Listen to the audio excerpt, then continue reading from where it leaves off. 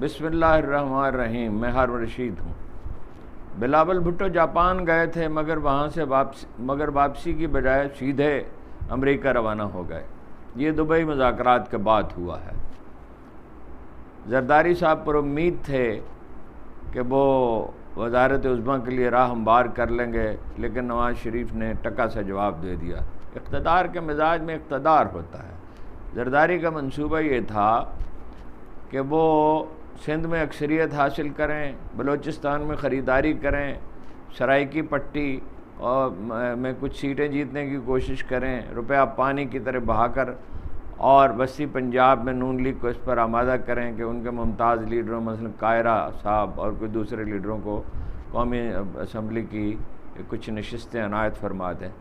मगर ये तो वो ख्वाब हैं जो दिन की रोशनी में देखे जाते हैं। नवाज़ शरीफ अब ख़ुद उम्मीदवार, बहुत पहले मैंने आपसे अर्ज़ किया था कि मरीम नवाज़ ने अगर नवाज़ शरीफ साहब को मौका मिला तो वो ख़ुद वज़ीर आज़म बनने की कोशिश करेंगे। ये अलग बात है कि इस्टेब्लिशमेंट के लिए शहबाज शरीफ ज़्यादा काबिल कबूल हैं और अब भी इस इम्कान को मुस्तरद नहीं किया जा सकता कि वही वज़ीर आज़म बन जाए या कोई और ब्लैक हार्स नमूदार हो। दोनों पार्टियाँ एक दूसरे के हरीफ हैं और अगर इमरान खान को मन्हा कर दिया जाए, जो ऐसा आसान भी नहीं, तो फिर माजी की तरह मुमकिन है कि जूतियों में दाल बटने लगे।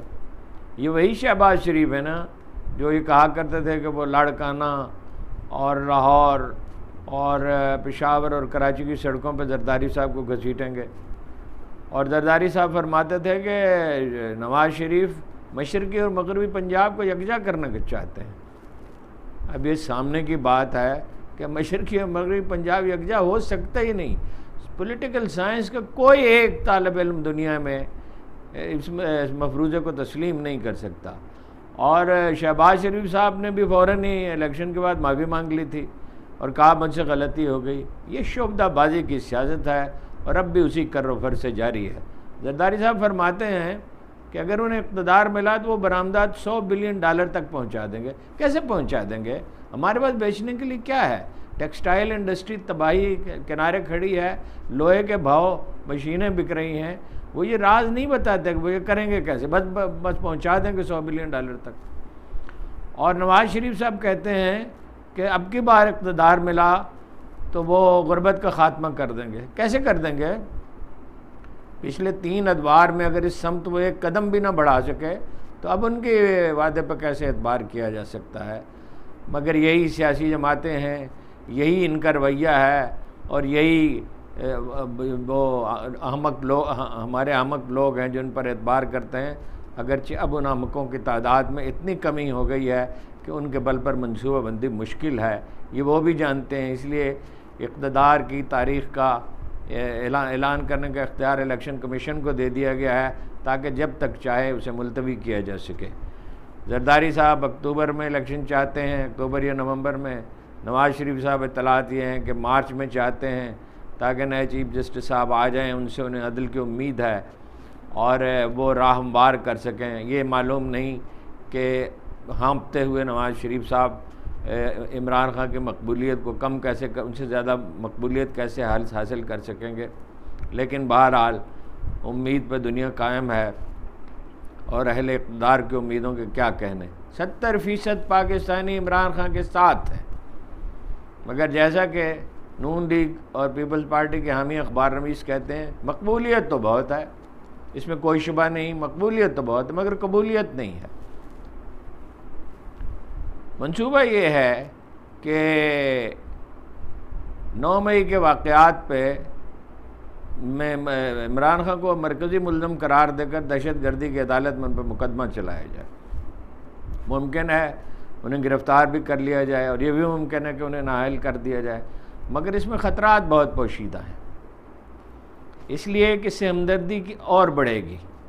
1970 में शेख मुजीबुर रहमान के साथ यही हुआ था, तो आज 52 साल बाद भी उनकी साहबजादी इक़्तिदार में है और हमदर्दी की लहर बहुत बढ़ गई, तो उसका नतीजा कुछ भी हो सकता है। आज भी क्या जनूबी अजला और कबायली इलाकों में उनके परचम लहरा रहे हैं PTI के, और जूँ जूँ दहशत कम होती जाएगी और ये सिलसिला आगे दराज भी हो सकता है। अल्लाह की आखिरी किताब में लिखा है। देखिए दूसरी तरफ ये है कि पाकिस्तान के दोस्त ममालिक ने, हम सब जानते हैं हमारे दोस्त ममालिक कौन है, वो साफ साफ इशारा कर रहे हैं कि एक और भुट्टो पैदा न किया जाए, मुल्क को गैर मुस्तकम न किया जाए। चीनी वज़ीर ख़ारजा तो यहाँ आके एलानिया कह गए कि मुल्क में इस्तेहकाम पैदा करें। ज़ाहिर है इस्तेहकाम के बगैर माशी तरक्की का कोई सवाल ही नहीं। $100 बिलियन क्या मौजूदा बरामदात भी शायद मुमकिन न हो, और पहले ही से इत्तलात हैं कि उनमें कमी हो रही है।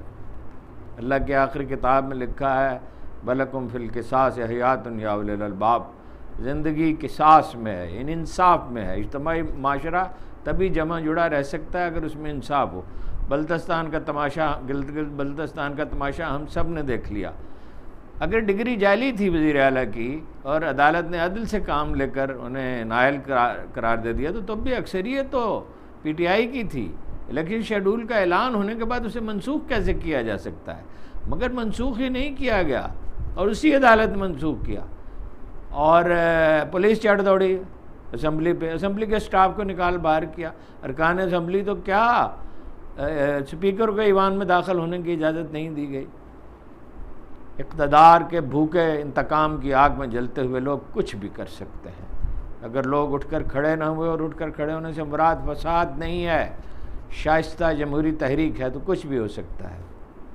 PTI के वोटर अगर दहशत ज़दा न हुए और पोलिंग के दिन पोलिंग स्टेशनों पर जा पहुँचे तो कुछ भी हो सकता है। जनाब अली करमुल्लाह वजह ने फरमाया था, घबराहट में मुसीबत में घबराहट एक दूसरी मुसीबत है। अगर घबराहट का शिकार न हुए तो नतीजा कुछ भी निकल सकता है, खा पार्टी के सारे लीडर उसे छोड़ जाएं, लेकिन आम कारकुन भी अगर मैदान में उतर सके और पोलिंग के दिन धांधली न की गई, बेदरेग धांधली न की गई, तो नतीजा तमाम सारी मनसूबाबंदी के बरक्स हो सकता है। तदबीर कुनन बंदा, तकदीर कुनन खंदा। अल्लाह के यहाँ देर है, अंधेर नहीं, और उसकी लाठी बेआवाज़ है।